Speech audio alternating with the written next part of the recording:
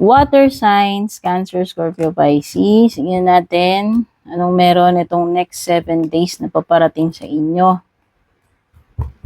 So, yan, next 7 days na yan. Kung kailan mo panood ito, yan, doon pa lang lalakad yung next 7 days. Maraming salamat kung matagal ka ng taga-subaybay dito, nanonood. At kung bago ka, don't forget to subscribe, like, or follow. Regarding personal reading services, kung balak mo mag-avail, dumiretso ka sa aking official Facebook page. Doon ka mag-PM kung balak mo mag-book or mag-inquire.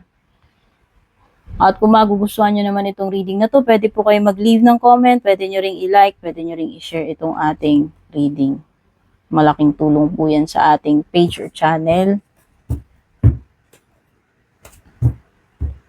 Pagdating sa iyong relationship, okay. May panibagong flame dito, ha? Cancer, Scorpio, Pisces, possible na mahulog ka dyan, ma-develop ka dyan, or pwedeng may mangyari sa inyo dyan, yung person na yan.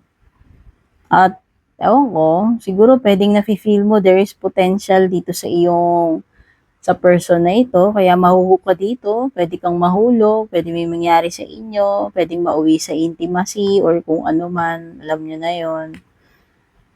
At, magbabago yung ano mo, yung relationship status mo for sure. Kaya kung ikaw ay single, yan, ito na yun. Ito na yung mga possibilities paparating sa iyo na pwedeng ano to. Pwede kang magkaroon ng ano, relationship. Pero para doon sa may mga jowa na may asawa na, yan, meron kayong pinagdadaanan, sabihin na natin, may mga changes pagdating ngayon sa ano relationship ninyo, yung mga meron ng commitment dito. Okay, parang may, sabihin na natin, pwedeng may mga ano, yung pinagdadaanan na yan, pwedeng may mga challenges, yan.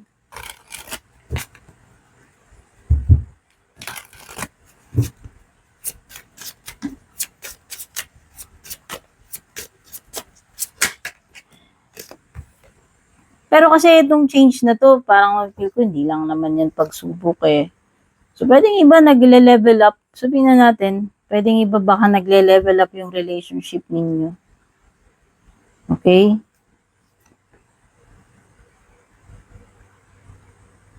Parang kasing may pumasok sa isip ko na ano, parang improvement, no? Magandang pagbabago. So, pwedeng iba ganun. Pwedeng nagle-level up yung connection ninyo.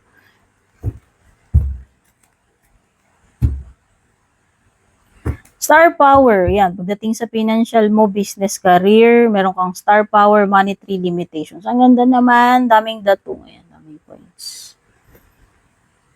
Okay. Uy, ibig sabihin, itong next 7 days ay malalagay ka sa spotlight.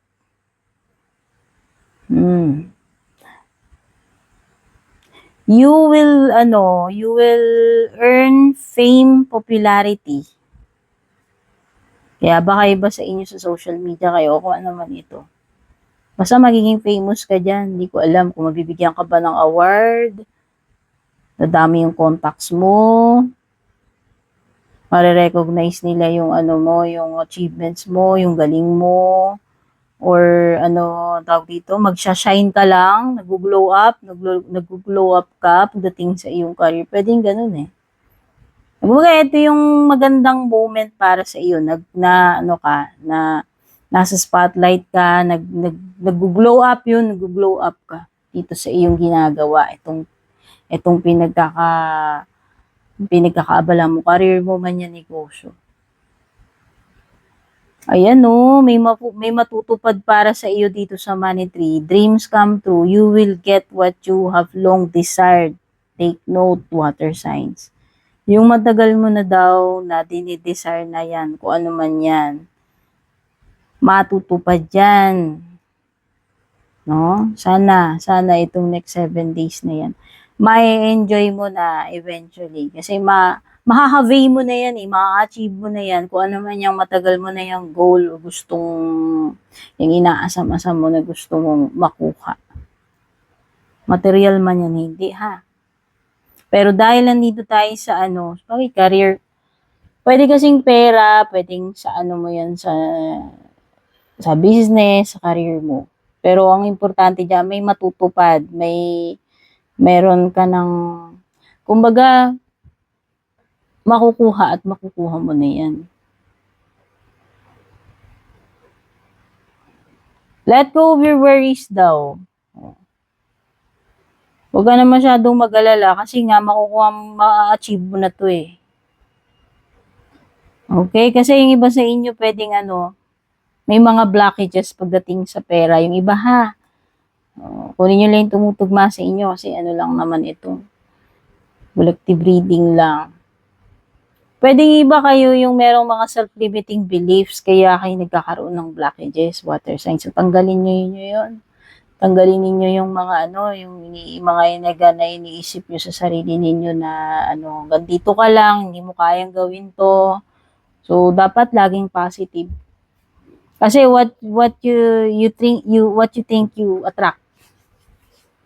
'Di ba? Kaya pag sinabi mo, "Ay, makukuha ko na to, yung car na gusto ko." Yeah, makukuha mo na 'yan. Pero syempre, dagdagan mo ng push, dagdagan mo ng ano, dagdagan mo ng realistic na effort. Okay? Basta, merong mga ano, possible na yung iba sa inyo makaka-experience kayo ng limitations. Sabihin na natin, hindi lahat-lahat successful, hindi lahat-lahat makukuha mo. Kasi although may makukuha ka dito, syempre hindi naman lahat, 'di ba, makukuha natin sabay-sabay. So, yan, pwedeng may ma-achieve ka pero pwedeng yung iba rin hindi rin magiging successful. Sabihin na natin, no? Pwedeng yun yung ano, yun yung limitation na sinasabi dito.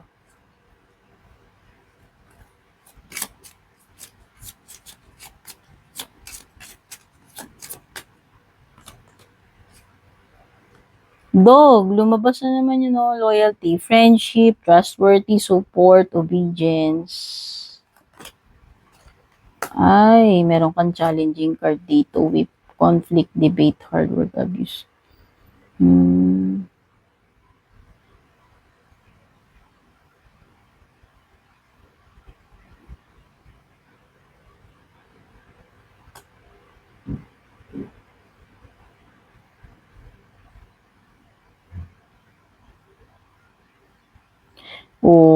Oo. May mga limitations talaga. Lumilitaw yan. Pati dito, may conflict ka. May blockages talaga dito. Yung iba, kailangan muna paghirapan ninyo para lang ano. So, ayan, parang energy na kailangan, mahirapan ka muna, struggle ka muna, parang ganun.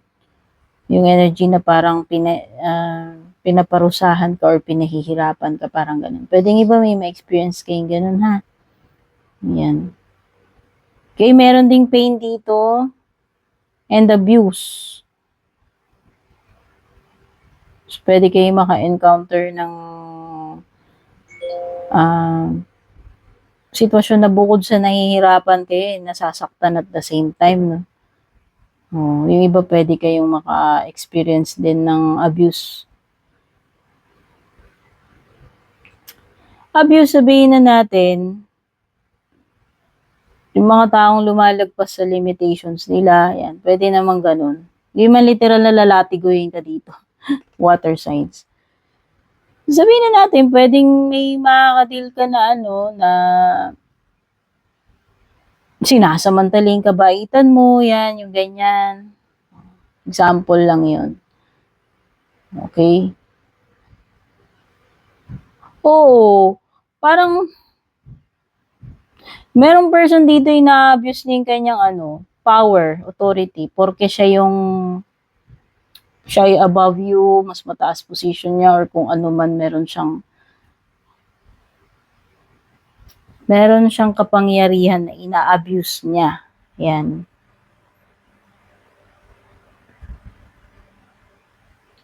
Or baka meron kang mga ano dito, water signs. May matataas na buildings eh. Sabi dito pwedeng official buildings or government. Baka may mga ano, Okay. Anything na mataas. No?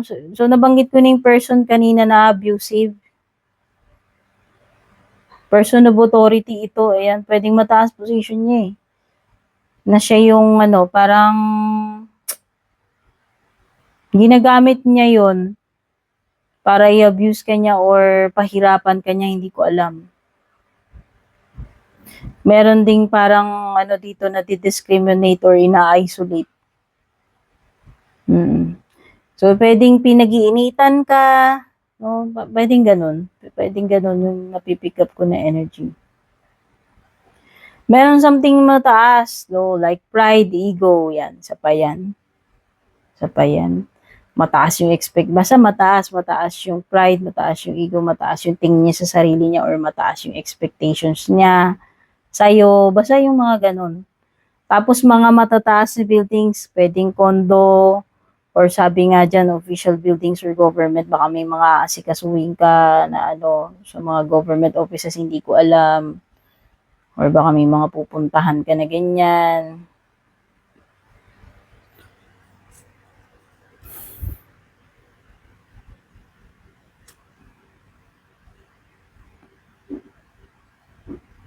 Tingnan pa natin ibang cards mo.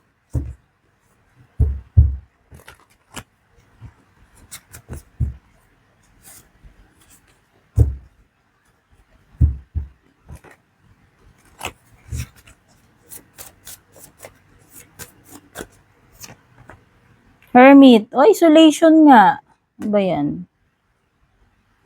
Ikaw yata talaga to eh. Na-isolate mo ba yung sarili mo? Oo. Oo nga. Feeling ka, isolated. Meron ka ring 5 of Pentacles dito.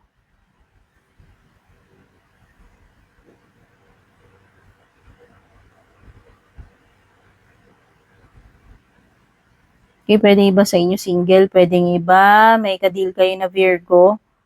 Virgo, Pisces. Yan. Virgo at Pisces meron dito. So, pwedeng iba may pinagdadaanan kayo solo. Nahihirapan kayo. Or pwedeng iba nagkakaroon kayo ng yung parang gusto nyo muna ng privacy, gusto nyo muna ng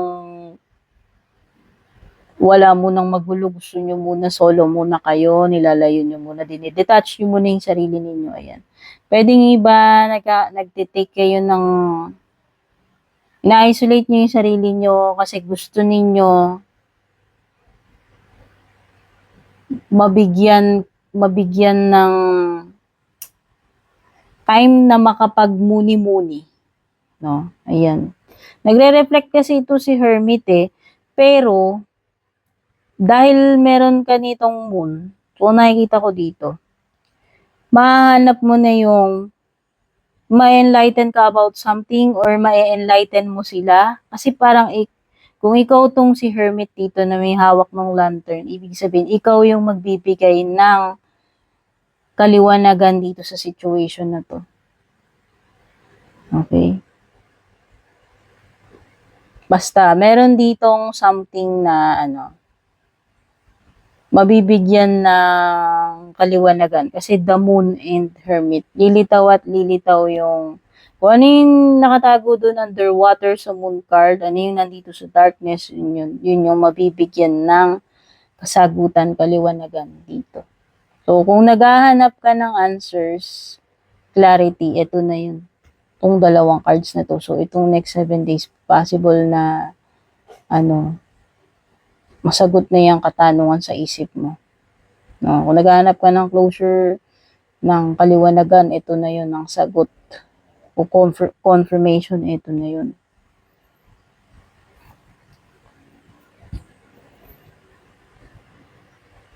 Okay, may mga matters dito na kailangan mong pagdaanan mag-isa. O, pwedeng yun din. Yun nga, sabi ko nga, parang may energy dito na parang pinupush away kayo or nire-reject or parang outcast or parang, dito? Parang hinihiwalay kayo, dinidiscriminate. Parang ganong energy. Yung napipick up ko.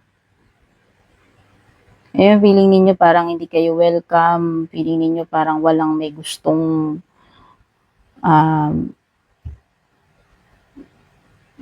tumulong sa inyo or makisimpatize. Parang ganong energy. Okay? So, ito yung mga na-pick up ko para sa inyong water signs. Sana nagustuhan nyo. Don't forget to like and share this reading. Don't forget to like, follow, or subscribe. Take care. Babush.